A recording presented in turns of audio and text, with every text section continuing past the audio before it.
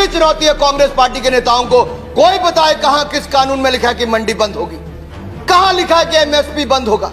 है कोई कांग्रेस के नेता में दम या विपक्षी दल के नेता में दम जो बताए कि किसी कृषि कानून में कहीं पर भी लिखा है कि मंडी बंद होगी, एमएसपी बंद होगी। आपने कहा मंडियां, अनुराग जी ने कहा मंडियां खत्म नहीं हुई, सही बात है।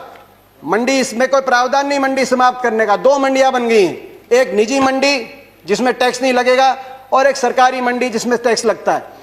2 मंडी, एक देश एक विधान, एक देश एक संविधान, एक देश एक निशान, एक देश एक चुनाव, एक देश एक मार्केट। तो एक देश 2 मंडियां क्यों? किसान ही क्यों मिला आपको? एक मंडी। और ये जो टैक्स आप कह रहे टैक्स मुक्त कर दिया, टैक्स कौन देता है? खरीदार देता है इन मंडियों में टैक्स, किसान नहीं देता। पंजाब में 6.5%, हरियाणा में 4% और सरकार को देता है। और हरियाणा पंजाब का आज ग्रामीण इंफ्रास्ट्रक्चर अच्छा क्यों है? हर गांव में अच्छी सड़कें क्यों हैं? क्योंकि ये जो टैक्स जाता है ग्रामीण इंफ्रास्ट्रक्चर और इन मंडियों के और किसानों के विकास के लिए इस टैक्स का इस्तेमाल होता है। इसीलिए आज पंजाब हरियाणा सबसे आगे। एमएसपी है, एमएसपी था, एमएसपी रहेगा। प्रधानमंत्री जी ने कहा एमएसपी थी, है और रहेगी। ठाकुर जी ने भी कहा कि कोई है किसमें दम जो बताए कि एमएसपी चली जाएगी। सही बात है, एमएसपी थी, है और रहेगी, मगर क्या एमएसपी सभी किसानों को मिलेगी और सभी फसलों पे मिलेगी? प्रश्न इस बात का उठता है। आप में दम है खड़े होकर आप कह दें कि एमएसपी मिलेगी हर किसान को देश में? आज भी शांता कुमार कमेटी बताती है कि मात्र 6% से 16% तक किसानों को एमएसपी मिलती है। बाकी देश में बहुत से ऐसे प्रदेश है जहां पे एमएसपी नहीं मिलती। आपको चाहिए तो यह था जो पंजाब, हरियाणा, पश्चिमी उत्तर प्रदेश में एमएसपी मिलती है वही एमएसपी बिहार में मिले, जहां धान 800 रुपए, 1000 रुपए में जा रहा है, 1800 रुपए में हमारे यहां धान मिल रहा है। आपको चाहिए था कि इसको वहां पे लेके जाएं, मगर आप वहां के किसान को की परिस्थिति हमारे यहाँ की करने की बजाय हरियाणा पंजाब के किसान की परिस्थिति उस तरह की करने की तरफ लेके जाए। इस देश में माननीय अध्यक्ष जी, दहेज का कानून, दहेज के खिलाफ कानून बने, ये इस देश में कभी किसी ने मांग नहीं की थी, फिर भी देश की प्रगति के लिए कानून बना था। माननीय अध्यक्ष जी, ट्रिपल तलाक, इसके खिलाफ कानून बने, ये किसी ने मांग नहीं की थी, लेकिन प्रगतिशील समाज के लिए आवश्यक है, इसलिए कानून हमने बनाए हैं।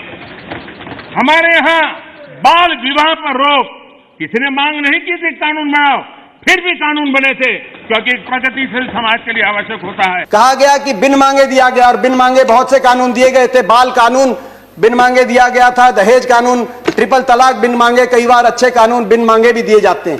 फर्क है उनमें और इसमें फर्क है। उनमें जिस वर्ग के लिए दिया गया वो वर्ग संघर्ष और आंदोलन के रास्ते पे नहीं आया। बाल कानून लागू हुआ तो दिल्ली को बच्चों ने नहीं घेरा बाल कानून वापस लिया जाए।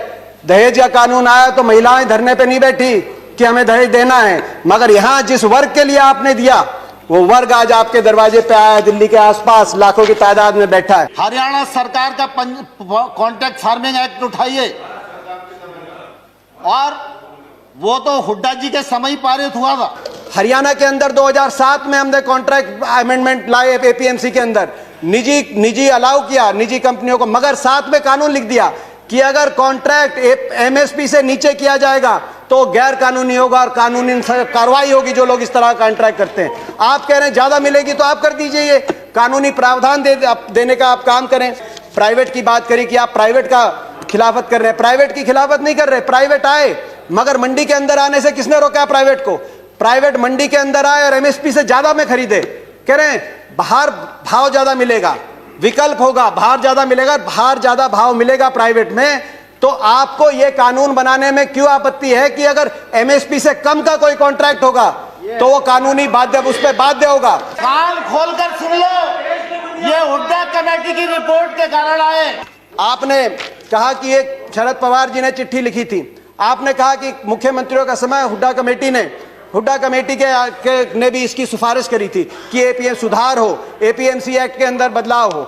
मैं बताना चाहता हूं कि हुड्डा कमेटी ने, जिस कमेटी में प्रकाश सिंह बादल जी, ममता बनर्जी जी और नीतीश कुमार जी भी सदस्य थे, उस कमेटी ने क्या सुझाव दिया था इस पे?